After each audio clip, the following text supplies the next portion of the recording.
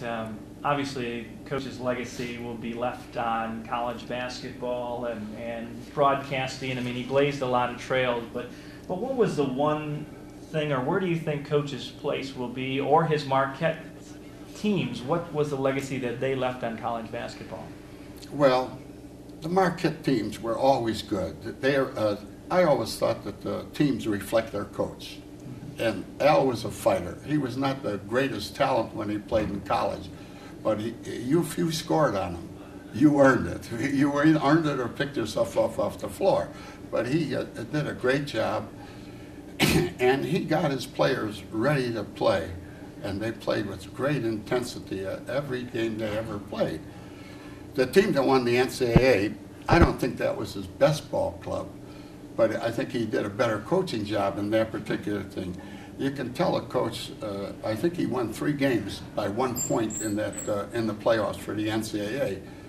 Well, the coach that wins all the close ones, you know he has to be doing a good job.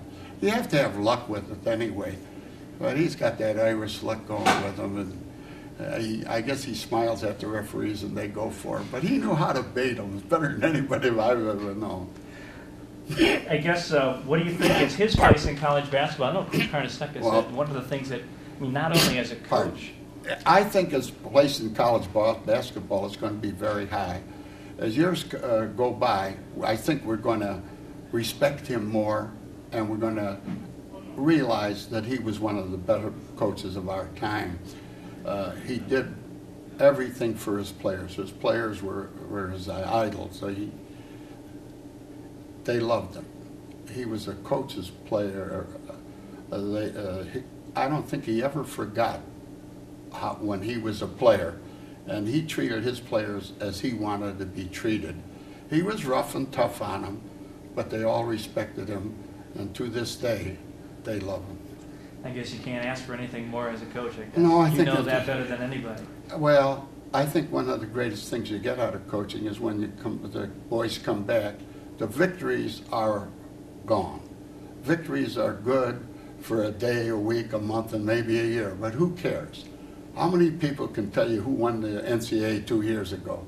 But you can tell the players remain, and the coaches will remain up there. Those are the things that are important.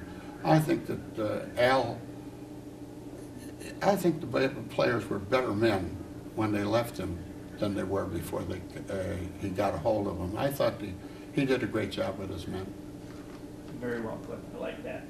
I guess the last thing that they really want from us is to have you address the camera and give a personal congratulations to Coach McGuire. Well, it's easy for me to congratulate Al McGuire on number 77. Al, the rules book changed that years ago. You can't have a number over 5 digits. So, but I'd still like to congratulate on 77. I always remember Red Grange from Illinois, and you'll go right with him, Al. You're the best, and I love you. Terrific, Coach. Anything else that we've got here, that any other memory or something that you might want to add? Since you got a captive audience. We got a captive audience. And you're our captain. Oh, captain? Oh, I only remember one thing. He was in New Orleans at the NCAA finals, and he was on a platform with Dick Vitale, and they were answering the questions for the people in the street.